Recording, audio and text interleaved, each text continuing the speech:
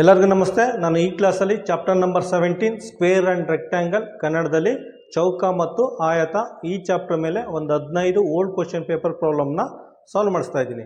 First question ನೋಡಿ. First question ಏನು ಕೊಟ್ಟಿದ್ದಾರೆ ಅಂದರೆ the sum of length and breadth of a rectangle.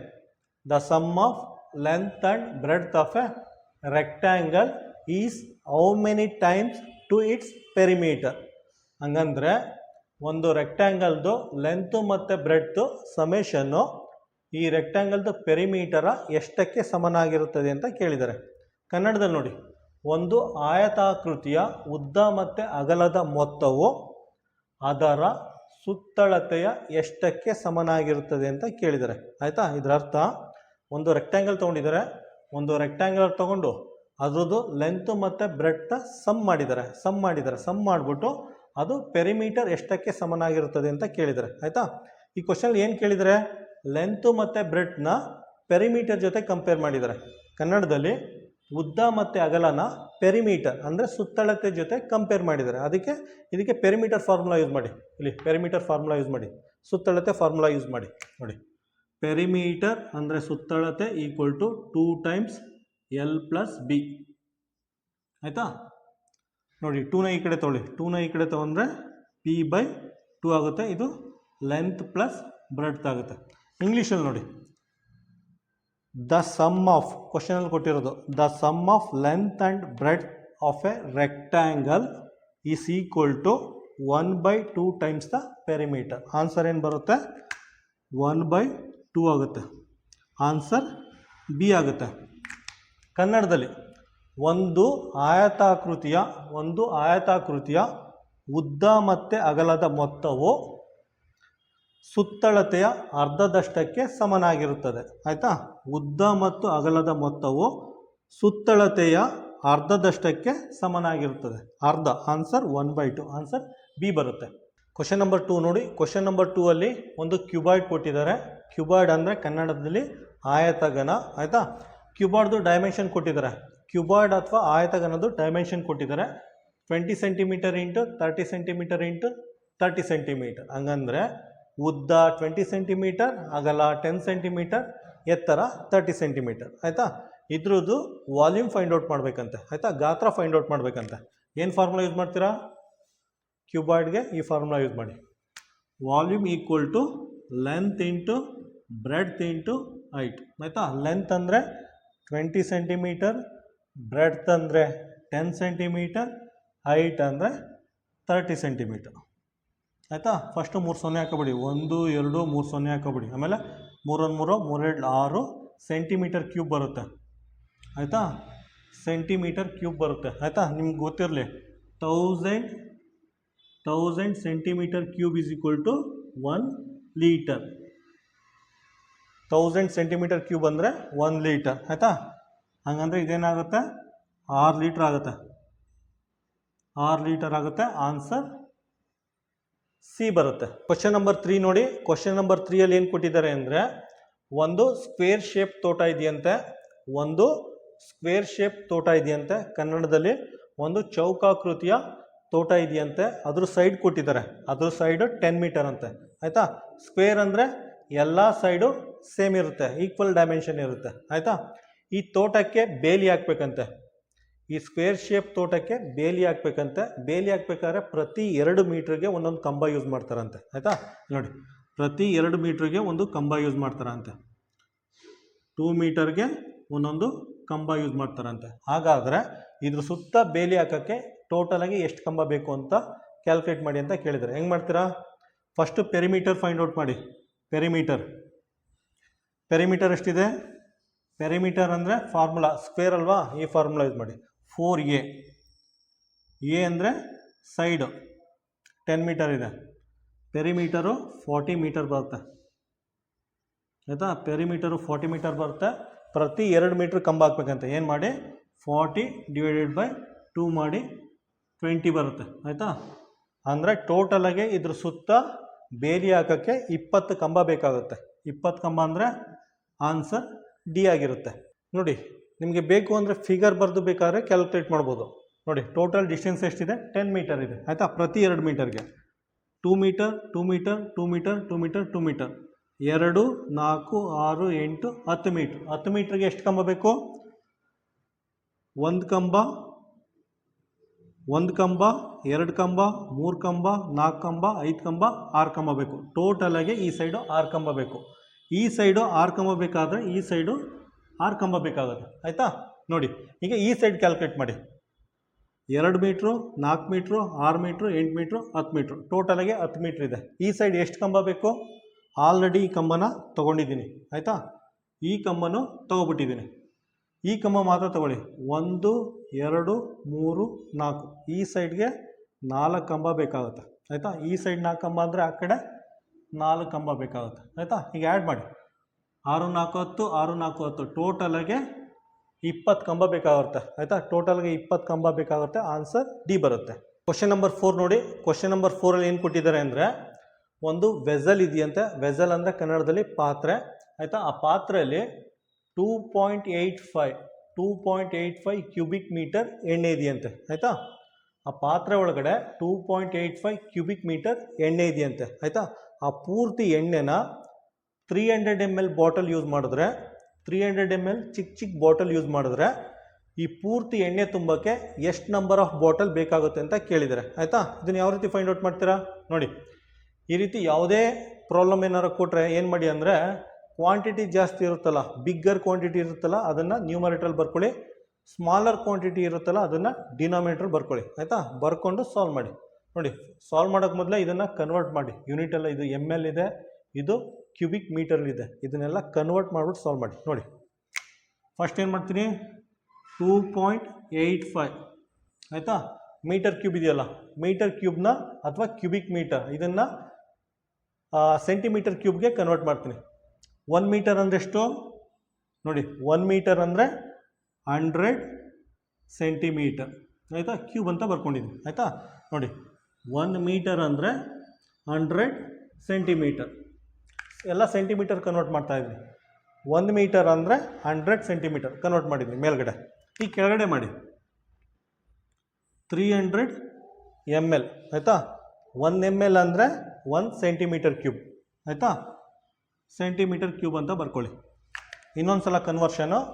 1 ml ಅಂದರೆ 1 ಸೆಂಟಿಮೀಟರ್ ಕ್ಯೂಬ್, 1 ಮೀಟರ್ ಅಂದರೆ 100 ಸೆಂಟಿಮೀಟರ್ ಕ್ಯೂಬ್. ಮೇಲ್ಗಡೆ ಎಲ್ಲ ಆ್ಯಸ್ ಇಟ್ ಈಸ್ ಬರ್ಕೊಂಡಿದ್ದೀನಿ, ಕ್ಯೂಬೆಲ್ಲ ಆ್ಯಸ್ ಇಟ್ ಈಸ್ ಬರ್ಕೊಂಡಿದ್ದೀನಿ. ಈಗ ಸಿಂಪ್ಲಿಫೈ ಮಾಡಿ. ಸಿಂಪ್ಲಿಫೈ ಮಾಡಿದ್ರೆ ನೋಡಿ, 2.85 ಇಂಟು 100 ಇಂಟು 100 ಇಂಟು 100. ಆಯಿತಾ? ಪಕ್ಕ ಸೆಂಟಿಮೀಟರ್ ಕ್ಯೂಬ್ ಬರ್ಕೊಳ್ಳಿ. ಸೆಂಟಿಮೀಟರ್ ಕ್ಯೂಬ್ ಆಗುತ್ತೆ. 100ನ 3 ಸಲ ಬರ್ಕೊಂಡಿದ್ದೀನಿ. ಕೆಳಗಡೆ ಡಿನಾಮಿನೇಟ್ರಲ್ಲಿ 300 ಸೆಂಟಿಮೀಟರ್ ಕ್ಯೂಬ್ ಆಗುತ್ತೆ. ಆಯಿತಾ? ನೋಡಿ, ಒಂದೇ ಯೂನಿಟ್ ಇದೆ. ಈಗ ಸಿಂಪ್ಲಿಫೈ ಮಾಡಿ. 2 0 ಕ್ಯಾನ್ಸಲ್ ಆಗುತ್ತೆ. ಇದೇನಾಗುತ್ತೆ, ಇವೆರಡನ್ನೂ ಮಲ್ಟಿಪ್ಲೈ ಮಾಡಿ. ಇವೆರಡನ್ನೂ ಮಲ್ಟಿಪ್ಲೈ ಮಾಡಿದ್ರೆ ಏನಾಗುತ್ತೆ, 285 ಆಗುತ್ತೆ. ಪಕ್ಕ 2 0 ಹಾಕೊಳ್ಳಿ. ಡಿವೈಡೆಡ್ ಬೈ 3 ಬರುತ್ತೆ. ಆಯಿತಾ? ಇದನ್ನು ಸಿಂಪ್ಲಿಫೈ ಮಾಡಿ. ಸಿಂಪ್ಲಿಫೈ ಮಾಡಿದ್ರೆ 3 9s 3 5s ಪಕ್ಕ 00 ಬರುತ್ತೆ. ಅಂದರೆ 2.85 ಕ್ಯೂಬಿಕ್ ಮೀಟರ್ ಆಯಿಲ್ನ 300 ml ಬಾಟಲಲ್ಲಿ ತುಂಬಿದ್ರೆ ಆ ಪೂರ್ತಿ ಕ್ವಾಂಟಿಟಿ ಎಣ್ಣೆ ತುಂಬಕ್ಕೆ 9500 ನಂಬರ್ ಆಫ್ ಬಾಟಲ್ ಬೇಕಾಗುತ್ತೆ. ಆಯಿತಾ? 9500 ಬಾಟಲ್ ಬೇಕಾಗುತ್ತೆ. ಆನ್ಸರ್ ಏನು ಬರುತ್ತೆ? ಆನ್ಸರ್ ಸಿ ಬರುತ್ತೆ. ಕ್ವಶನ್ ನಂಬರ್ 5 ನೋಡಿ. ಕ್ವಶನ್ ನಂಬರ್ 5ಅಲ್ಲಿ ಏನು ಕೊಟ್ಟಿದ್ದಾರೆ ಅಂದರೆ, ಒಂದು ಸೋಪ್ದು ಡೈಮೆನ್ಷನ್ ಕೊಟ್ಟಿದ್ದಾರೆ, ಅದಾದಮೇಲೆ ಒಂದು ಬಾಕ್ಸ್ದು ಡೈಮೆನ್ಷನ್ ಕೊಟ್ಟಿದ್ದಾರೆ. ಇಲ್ಲಿ ನೋಡಿ, ಇದು ಸೋಪ್ದು ಡೈಮೆನ್ಷನು. ಸೋಪ್ದು ಲೆಂತು 7 ಸೆಂಟಿಮೀಟರು. ಆಯಿತಾ? Breadth 5 centimetre, height 2.5 centimetre. ಇದು ಸೋಪ್ದು ಡೈಮೆನ್ಷನ್ನು. ಇದು ಬಾಕ್ಸ್ದು ಡೈಮೆನ್ಷನ್ನು. ಆಯಿತಾ? ಇದ್ರ ಉದ್ದ 56 ಸೆಂಟಿಮೀಟರ್ ಇದೆ, ಅಗಲ 40 ಸೆಂಟಿಮೀಟರು, ಎತ್ತರ 25 ಸೆಂಟಿಮೀಟರ್ ಇದೆ. ಆಯಿತಾ? ಇವೆರಡದು ಡೈಮೆನ್ಷನ್ ಕೊಟ್ಬಿಟ್ಟು ಅವರು ಕ್ವಶನಲ್ಲಿ ಏನು ಕೇಳಿದ್ದಾರೆ ಅಂದರೆ, ಈ ದೊಡ್ಡ ಬಾಕ್ಸ್ ಒಳಗಡೆ ಈ ರೀತಿ ಸೋಪ್ನ ಎಷ್ಟು ಇಡ್ಬೋದು ಅಂತ ಕೇಳಿದ್ದಾರೆ. ಆಯಿತಾ? ಈ ಬಾಕ್ಸ್ ಒಳಗಡೆ ಈ ರೀತಿ ಎಷ್ಟು ಸೋಪ್ನ ಇಡ್ಬೋದು ಅಂತ ಕೇಳಿದರೆ. ಆಯಿತಾ? ಇದಕ್ಕೆ ಒಂದು ರಿಯಲ್ ಲೈಫ್ ಎಕ್ಸಾಂಪಲ್ ಕೊಡ್ತೀನಿ. ಇದೇ ಬಾಕ್ಸ್ ಅಂತ ತಿಳ್ಕೊಳ್ಳಿ. ಆಯಿತಾ? ಇದೇ ಬಾಕ್ಸು, ಇದೇ ಸೋಪ್ ಅಂತ ತಿಳ್ಕೊಳ್ಳಿ. ಆಯಿತಾ? ಈ ರೀತಿ ದೊಡ್ಡ ಬಾಕ್ಸ್ ಒಳಗಡೆ ಈ ರೀತಿ ಸೋಪ್ನ ಎಷ್ಟು ಸೋಪ್ ಒಳಗಡೆ ಇಡ್ಬೋದು ಅಂತ ಕೇಳಿದ್ದಾರೆ. ಆಯಿತಾ?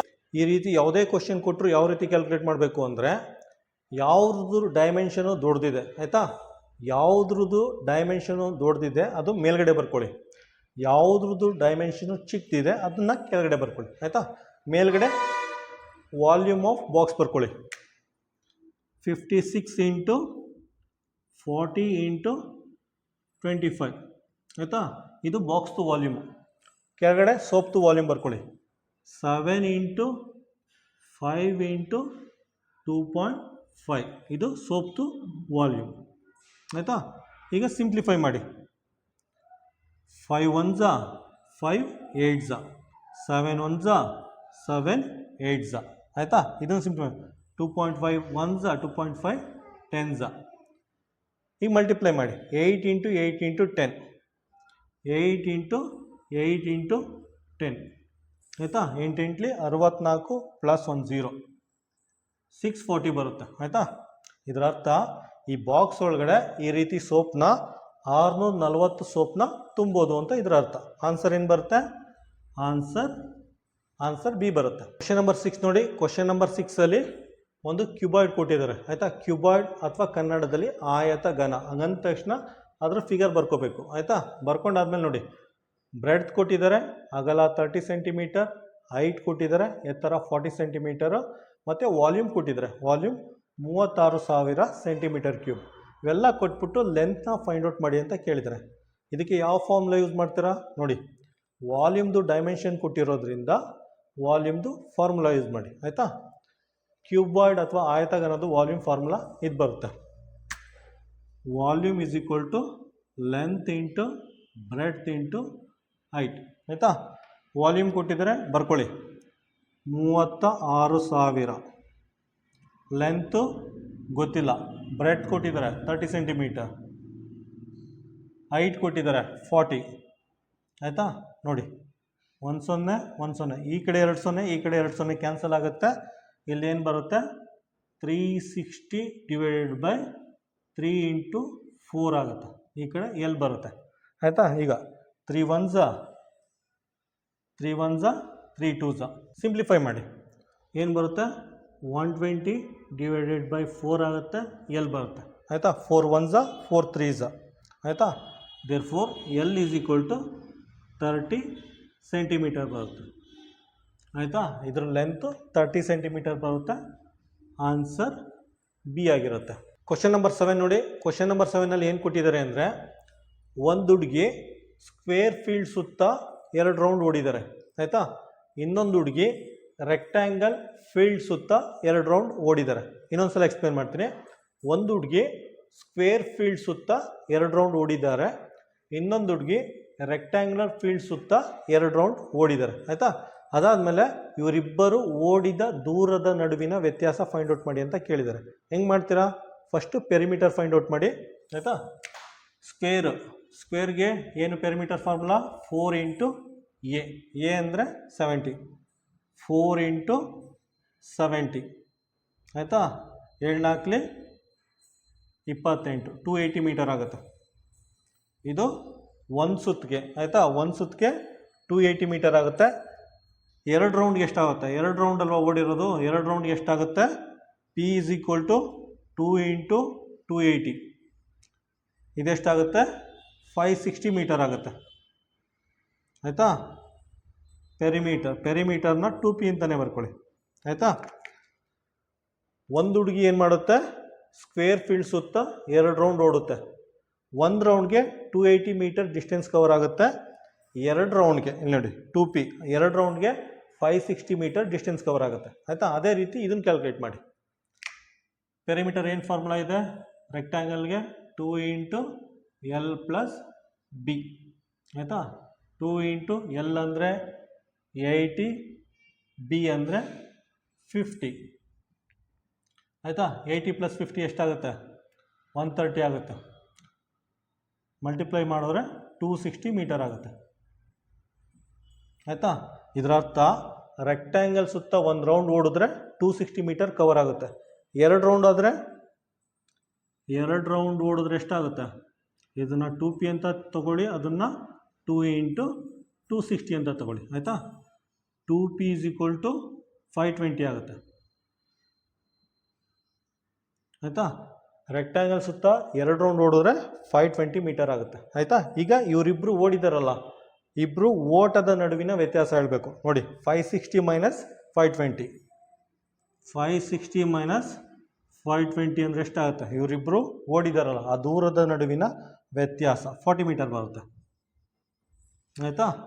40 ಮೀಟರ್ ಬರುತ್ತೆ. ಆನ್ಸರ್ ಏನು ಬರುತ್ತೆ? Answer B. ನಂಬರ್ 8 ನೋಡಿ. ಕ್ವಶನ್ ನಂಬರ್ 8ಅಲ್ಲಿ ಏನು ಕೊಟ್ಟಿದ್ದಾರೆ ಅಂದರೆ, ಫಸ್ಟ್ ಸೆಂಟೆನ್ಸ್ ಓದಿ. ಫಸ್ಟ್ ಸೆಂಟೆನ್ಸಲ್ಲಿ ಸ್ಕ್ವೇರ್ದು ಪೆರಿಮೀಟರು ರೆಕ್ಟ್ಯಾಂಗಲ್ದು ಪೆರಿಮೀಟರು ಈಕ್ವಲ್ ಅಂತ ಕೊಟ್ಟಿದ್ದಾರೆ ಆಯಿತಾ. ಚೌಕದ ಸುತ್ತಳತೆ ಆಯತದ ಸುತ್ತಳತೆ ಎರಡು ಸಮ ಅಂತ ಕೊಟ್ಟಿದ್ದಾರೆ. ಸೆಕೆಂಡ್ ಸೆಂಟೆನ್ಸಲ್ಲಿ ರೆಕ್ಟ್ಯಾಂಗಲ್ದು ಡೈಮೆನ್ಷನ್ ಕೊಟ್ಟಿದ್ದಾರೆ, ಆಯತದು ಡೈಮೆನ್ಷನ್ ಕೊಟ್ಟಿದ್ದಾರೆ 5 ಮೀಟರ್ ಇಂಟು 7 ಮೀಟರ್ ಅಂತ ಕೊಟ್ಟಿದ್ದಾರೆ. ಮೂರನೇ ಸೆಂಟೆನ್ಸಲ್ಲಿ ಸ್ಕ್ವೇರ್ದು ಏರಿಯಾ ಫೈಂಡ್ ಔಟ್ ಮಾಡಿ ಅಂತ ಕೇಳಿದ್ದಾರೆ ಆಯಿತಾ. ಚೌಕದ ವಿಸ್ತೀರ್ಣ ಫೈಂಡ್ ಔಟ್ ಮಾಡಿ ಅಂತ ಕೇಳಿದ್ದಾರೆ. ಯಾವ ರೀತಿ ಸಾಲ್ವ್ ಮಾಡ್ತೀರಾ ನೋಡಿ, ಹಿಂಟ್ ಕೊಟ್ಟಿದ್ದಾರೆ ಅವರೇ ಆಯಿತಾ. ಸ್ಕ್ವೇರ್ದು ಪೆರಿಮೀಟರು ರೆಕ್ಟ್ಯಾಂಗ್ಯುಲರ್ ಪೆರಿಮೀಟರ್ ಸೇಮ್ ಅಂತ ಕೊಟ್ಟಿದ್ದಾರೆ. ಇದಕ್ಕೆ ಎರಡಕ್ಕೂ ಫಾರ್ಮುಲಾ ಅಪ್ಲೈ ಮಾಡಿಬಿಟ್ಟು ಸಾಲ್ವ್ ಮಾಡಿ. ಸ್ಕ್ವೇರ್ದು ಪೆರಿಮೀಟರ್ ಫಾರ್ಮುಲಾ ಏನಿದೆ ಇಲ್ಲಿ, ಪೆರಿಮೀಟರ್ ಅಂದರೆ 4a. ರೆಕ್ಟ್ಯಾಂಗಲ್ದು ಎಲ್ಲಿದೆ 2 ಇಂಟು ಎಲ್ ಪ್ಲಸ್ ಬಿ. ಇದು ಡೈಮೆನ್ಷನ್ ಕೊಟ್ಟಿದ್ದಾರೆ, ಲೆಂತು 5 ಮೀಟರು, ಬ್ರೆಡ್ತು 7 ಮೀಟರ್ ಆಯಿತಾ. 5 + 7 ಏನಾಗುತ್ತೆ? 12 ಆಗುತ್ತೆ. ಇದನ್ನು ಹಂಗೆ ಬರ್ಕೊಬನ್ನಿ, ಇದನ್ನು ಹಂಗೆ ಬರ್ಕೊಬನ್ನಿ ಆಯಿತಾ. ನೋಡಿ ಇದು ಏನಂತ 12 2 24 ಆಗುತ್ತೆ.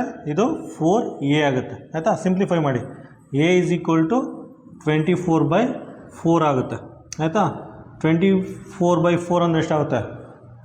4 1s 4 6 ಅಂದರೆ ಇದ್ರ ಸೈಡ್ ಏನಾಗುತ್ತೆ? a = 6 ಬರುತ್ತೆ ಆಯಿತಾ. ಇದ್ರ ಸೈಡು 6 ಬರುತ್ತೆ. ಇದ್ರ ಏರಿಯಾ ಹೆಂಗೆ ಫೈಂಡ್ ಔಟ್ ಮಾಡ್ತೀರಾ? ಫಾರ್ಮುಲಾ ಯೂಸ್ ಮಾಡಿ. Area = a into a. 6 into 6 ಆಗುತ್ತೆ. 6 ಇಂಟು 6 ಅಂದರೆ ಎಷ್ಟು ಬರುತ್ತೆ? 36. ಯಾವುದ್ರಲ್ಲಿದೆ? ಮೀಟರ್ ಇದೆ, ಮೀಟರ್ ಸ್ಕ್ವೇರ್ ಅಥವಾ ಕನ್ನಡದಲ್ಲಿ ಚದರ ಮೀಟರ್, ಚದರ ಮೀಟರ್. ಆನ್ಸರ್ ಏನಾಗುತ್ತೆ? ಆನ್ಸರ್ ಸಿ ಬರುತ್ತೆ. ಕ್ವಶನ್ ನಂಬರ್ 9 ನೋಡಿ. ಕ್ವಶನ್ ನಂಬರ್ 9ಅಲ್ಲಿ ಏನು ಕೊಟ್ಟಿದ್ದಾರೆ ಅಂದರೆ, ಈ ರೀತಿ 100 ಸೆಂಟಿಮೀಟರ್ ಉದ್ದ ದಾರ ತಗೊಂಡಿದ್ದಾರೆ ಆಯಿತಾ. ಈ ರೀತಿ 100 ಸೆಂಟಿಮೀಟರ್ ಉದ್ದ ದಾರ ತಗೊಂಡು ಈ ದಾರದಿಂದ ಒಂದು ರೆಕ್ಟ್ಯಾಂಗ್ಯುಲರ್ ಶೇಪ್ನ ಫಾರ್ಮ್ ಮಾಡಿದ್ದಾರೆ ಆಯಿತಾ. ನೋಡಿ ಈ ರೀತಿ ದಾರ ತಗೊಂಡು ಈ ದಾರದಿಂದ ಈ ರೀತಿ 100 ಸೆಂಟಿಮೀಟರ್ ಉದ್ದ ಆಯಿತಾ. 100 ಸೆಂಟಿಮೀಟರ್ ಉದ್ದ ದಾರ ತಗೊಂಡು ಈ ದಾರದಿಂದ ಒಂದು ರೆಕ್ಟ್ಯಾಂಗ್ಯುಲರ್ ಶೇಪ್ನ ಫಾರ್ಮ್ ಮಾಡಿದ್ದಾರೆ. ಇದು ಫಸ್ಟ್ ಸೆಂಟೆನ್ಸ್ ಆಯಿತಾ. ಅದನ್ನೇ ಇಲ್ಲಿ ಬರ್ದಿರೋದು. 100 ಸೆಂಟಿಮೀಟರ್ ಉದ್ದ ಒಂದು ದಾರ ತಗೊಂಡಿದ್ದಾರೆ, ಆ ದಾರದಿಂದ ರೆಕ್ಟ್ಯಾಂಗ್ಯುಲರ್ ಶೇಪ್ನ ಫಾರ್ಮ್ ಮಾಡಿದ್ದಾರೆ. ಇದು ಫಸ್ಟ್ ಸೆಂಟೆನ್ಸ್ ಮುಗೀತು. ಸೆಕೆಂಡ್ ಸೆಂಟೆನ್ಸಲ್ಲಿ ಏನು ಕೊಟ್ಟಿದ್ದಾರೆ ಅಂದರೆ, find the maximum possible area of the rectangle ಆಯಿತಾ. Find the maximum possible area of the rectangle. ಕನ್ನಡದಲ್ಲಿ ಗರಿಷ್ಠ ಆಯತದ ವಿಸ್ತೀರ್ಣ ಫೈಂಡ್ ಔಟ್ ಮಾಡಿ ಅಂತ ಕೇಳಿದ್ದಾರೆ ಆಯಿತಾ.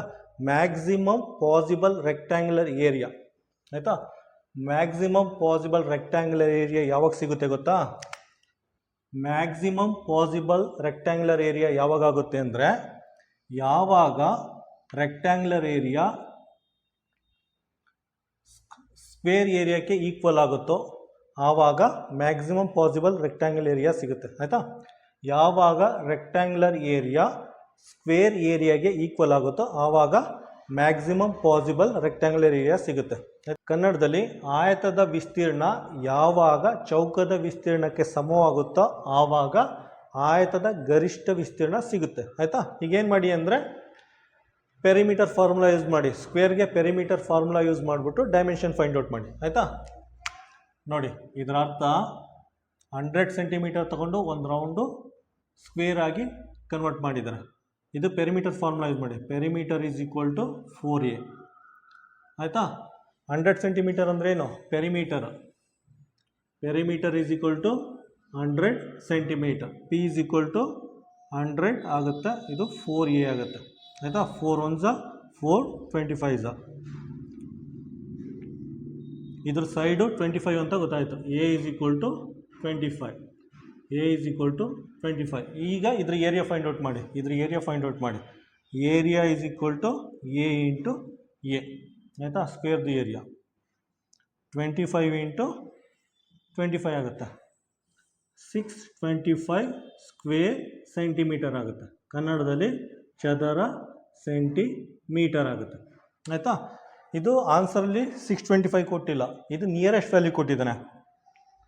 624 ಸ್ಕ್ವೇರ್ ಸೆಂಟಿಮೀಟರ್ ಅಂತ ನಿಯರೆಸ್ಟ್ ವ್ಯಾಲ್ಯೂ ಕೊಟ್ಟಿದ್ದಾನೆ. ಆನ್ಸರ್ ಸಿ ಅಂತ ಮಾರ್ಕ್ ಮಾಡಿ. ಆನ್ಸರ್ ಸಿ ಆಗುತ್ತೆ. ಕ್ವಶನ್ ನಂಬರ್ 10 ನೋಡಿ. ಕ್ವಶನ್ ನಂಬರ್ 10ನಲ್ಲಿ ಏನು ಕೊಟ್ಟಿದ್ದಾರೆ ಅಂದರೆ ರೆಕ್ಟ್ಯಾಂಗಲ್ದು ಏರಿಯಾ ಸ್ಕ್ವೇರ್ ಏರಿಯಾಕ್ಕೆ ಈಕ್ವಲ್ ಅಂತ ಕೊಟ್ಟಿದ್ದಾರೆ. ಆಯಿತಾ, ಕನ್ನಡದಲ್ಲಿ ಆಯತದ ವಿಸ್ತೀರ್ಣ ಚೌಕದ ವಿಸ್ತೀರ್ಣಕ್ಕೆ ಸಮ ಅಂತ ಕೊಟ್ಟಿದ್ದಾರೆ.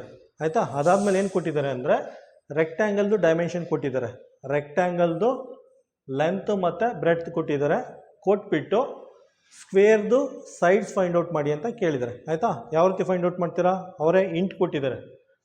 Area of rectangle is equal to area of square ಅಂತ ಬರ್ಕೊಳ್ಳಿ. ಅದು area of rectangle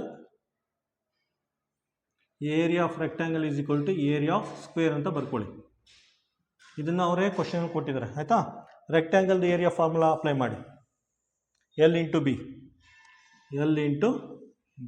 ಸ್ಕ್ವೇರ್ದು area formula A into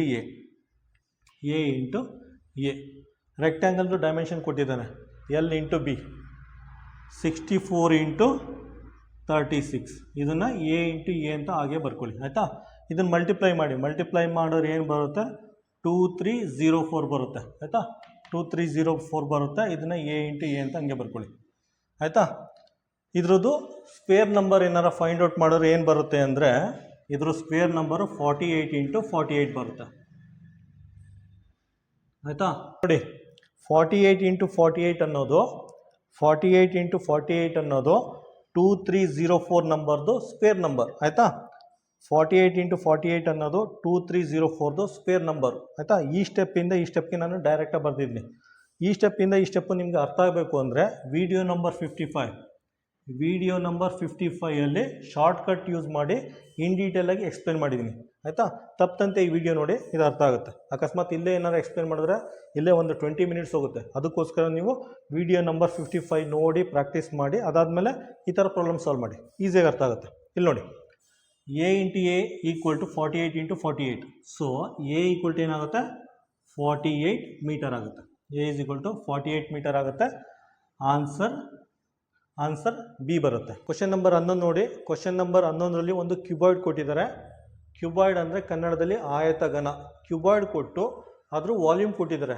volume 12 litres ಅಂತ ಕೊಟ್ಟಿದ್ದಾರೆ. ಆಯಿತಾ, 12 ಲೀಟರ್ಸ್ನ ನಾನು ಕನ್ವರ್ಟ್ ಮಾಡಿಬಿಟ್ಟು 12,000 ಸೆಂಟಿಮೀಟರ್ ಕ್ಯೂಬ್ ಅಂತ ಬರ್ಕೊಂಡಿದ್ದೀನಿ.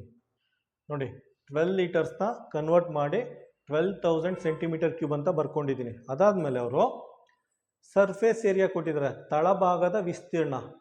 ಆಯಿತಾ, ಬಾಟಮ್ ಸರ್ಫೇಸ್ ಏರಿಯಾ ಕೊಟ್ಟಿದ್ದಾರೆ. ಇದರದ್ದು ಬಾಟಮ್ದು ಸರ್ಫೇಸ್ ಏರಿಯಾ ಕೊಟ್ಟಿದ್ದಾರೆ, ಅದು 750 ಸ್ಕ್ವೇರ್ ಸೆಂಟಿಮೀಟರ್ ಅಂತೆ. ಆಯಿತಾ, ಇದನ್ನು ಎಕ್ಸಾಂಪಲ್ ಕೊಡ್ತೀನಿ ನೋಡಿ.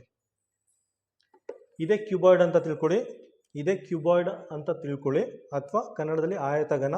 ಇದ್ರ ವಾಲ್ಯೂಮು 12 ಲೀಟರ್ಸ್ ಅಥವಾ 12,000 ಸೆಂಟಿಮೀಟರ್ ಕ್ಯೂಬ್. ಆಯಿತಾ, ಇದ್ರ ಕೆಪಾಸಿಟಿ ಅಥವಾ ವಾಲ್ಯೂಮು 12,000 ಸೆಂಟಿಮೀಟರ್ ಕ್ಯೂಬ್. ನೋಡಿ, ಸರ್ಫೇಸ್ ಏರಿಯಾ. ಆಯಿತಾ, ಬಾಟಮ್ ಸರ್ಫೇಸ್ ಏರಿಯಾ ಕೊಟ್ಟಿದ್ದಾರೆ. ಬಾಟಮ್ ಸರ್ಫೇಸ್ ಏರಿಯಾ ಅಂದರೆ ಇದು.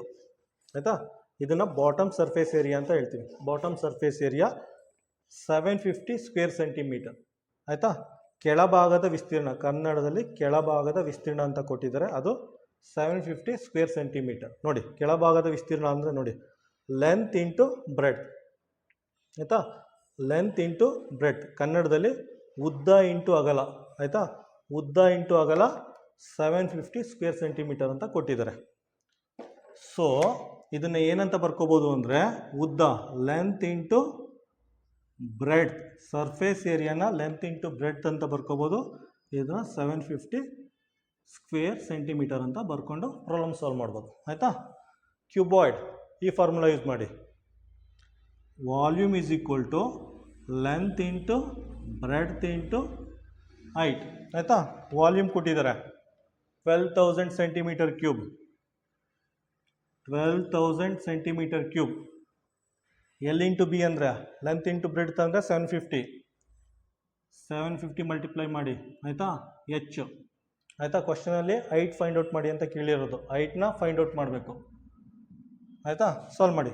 1 0 ಕ್ಯಾನ್ಸಲ್ ಆಗುತ್ತೆ, ಇದು 1200 ಆಗುತ್ತೆ divided by 75 equal to H ಆಯಿತಾ.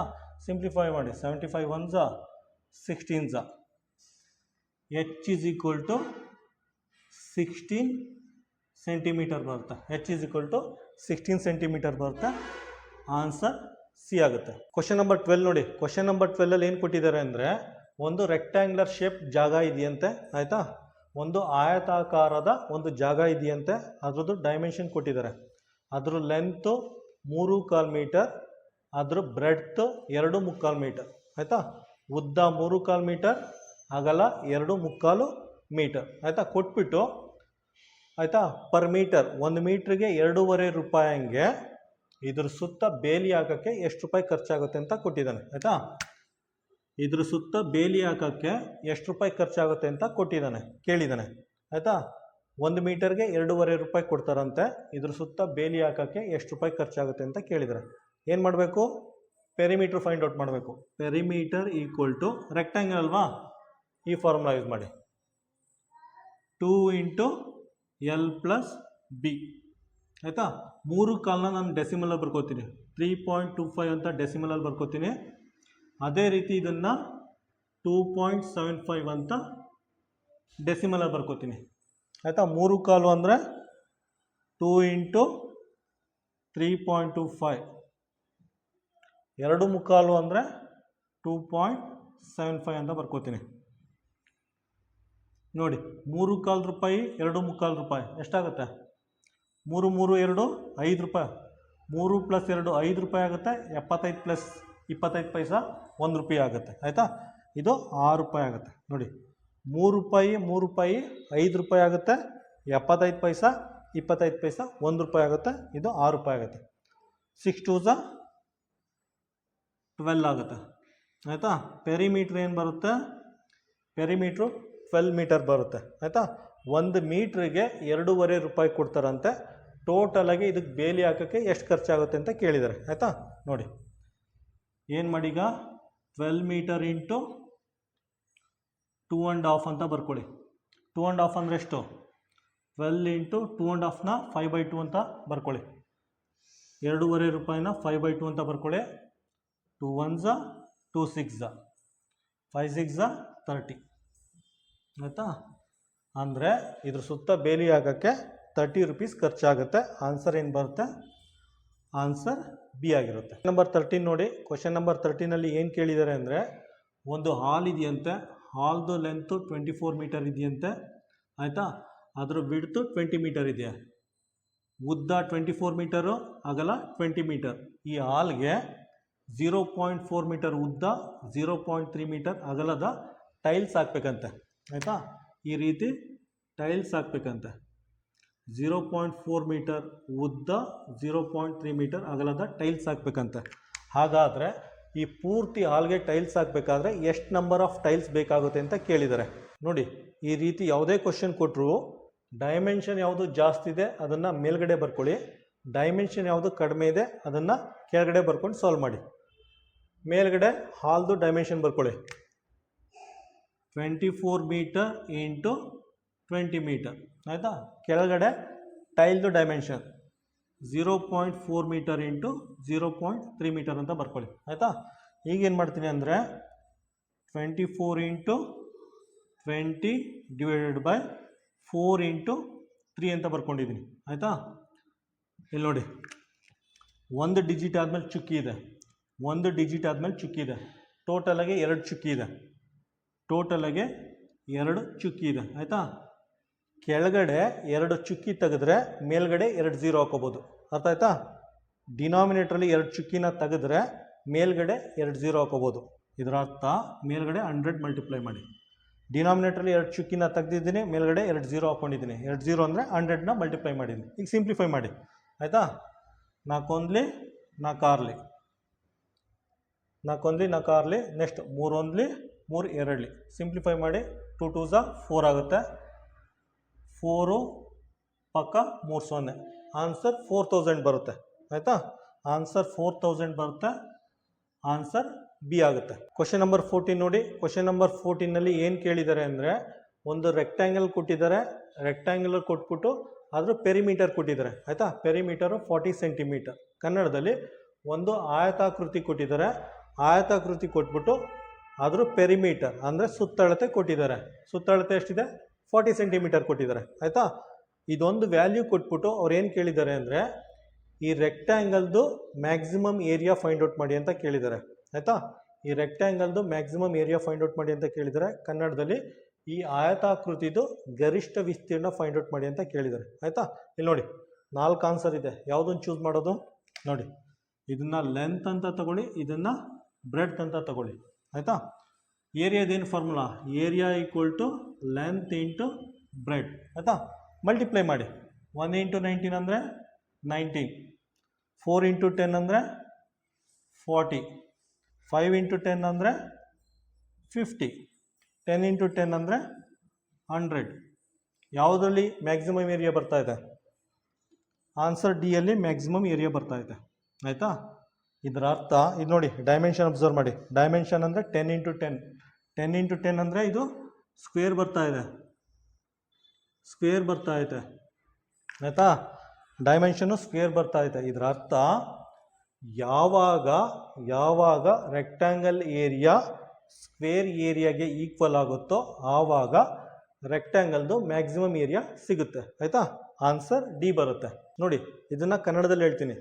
ಯಾವಾಗ ಆಯತದ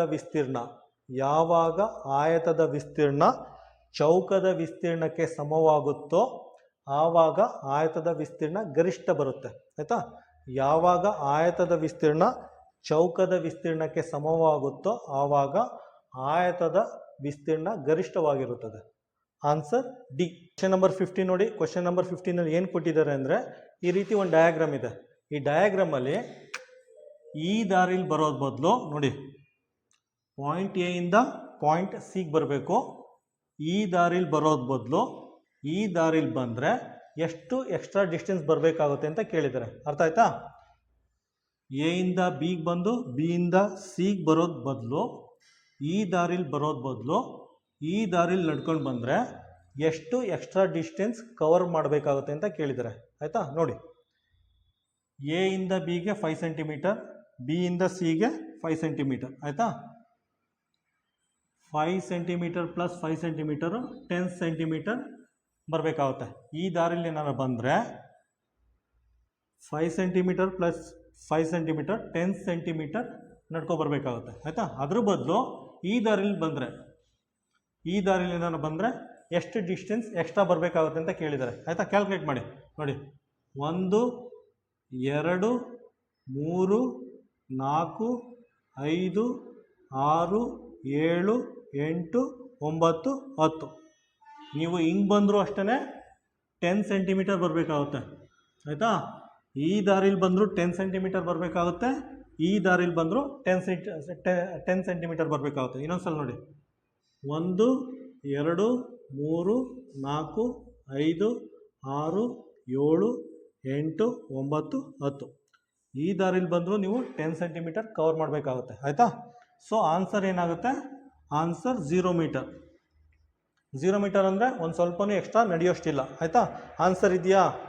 ಆನ್ಸರ್ 0 ಮೀಟರ್ ಇಲ್ಲ. ಆಯಿತಾ, ಸೊ ಆನ್ಸರ್ ಎ ಮಾಡಿ. ನನ್ ಆಫ್ ದ ಎಬೋವ್, ಮೇಲಿನ ಯಾವುದೂ ಅಲ್ಲ. Answer A. ಆಯಿತಾ, ನನ್ ಆಫ್ ದ ಎಬೋವ್ಗೆ ಮಾರ್ಕ್ ಮಾಡಿ.